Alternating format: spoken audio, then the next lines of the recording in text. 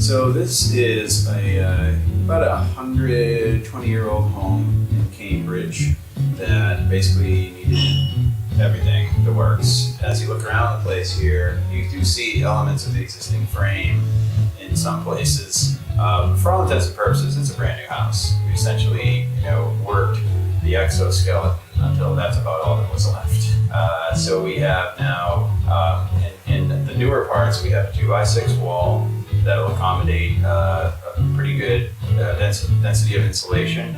In the older parts where it was a 2x4 wall, to get up to energy code, because it is a full gut renovation, we furrowed the walls, meaning we put horizontal strips of wood to actually get to the same depth as the newer walls. Nominally speaking, we'll have R21 walls, which is just slightly exceeds energy code, and it's going to be multiples better than what was here when we started. We have a proprietary air seal type of sheathing called the Zip System, which comes with its own proprietary tape membrane to seal all the joints.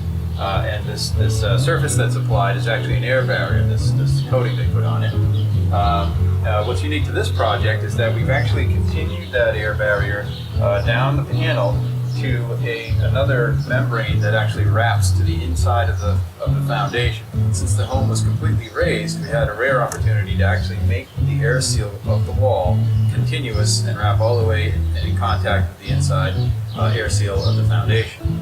And that should give us really good performance when we go to test with our blower door at the end of the project.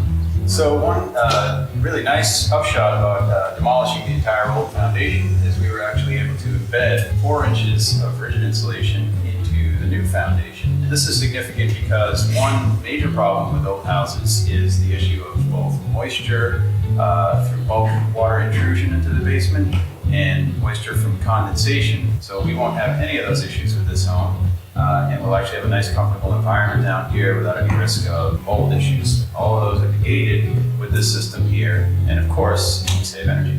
So another great opportunity for improving the air leakage performance of this home. Because we tore the roof off of the house and reframed it, we were actually able to make the air seal of the sheathing be continuous from the roof sheathing to the wall sheathing. In most homes, roof rafters are usually hung over the top of the wall, and the air seal between the wall and the roof is very difficult to do because of the intruding framing.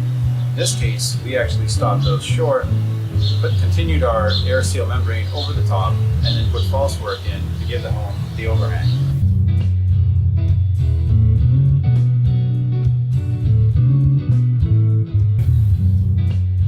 So we've taken a number of steps to ensure that the air leakage in this house will be extremely low, and will qualify it for Energy Star rating and rebates. What would be the greatest incentive or reason for wanting to make your home more efficient, in my opinion, would be more comfortable.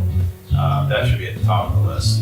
And if you're really doing a solid job at actually improving the performance of the home, you're also going to be improving both the longevity of the building as well as your indoor air quality. In the coming years, homes like this are going to become the norm. Homes actually much better than this will become the norm. We'll have zero energy construction will actually be more the norm than not. And so older homes and homes built to a lesser standard will now be forced to compete on a not so level playing field anymore.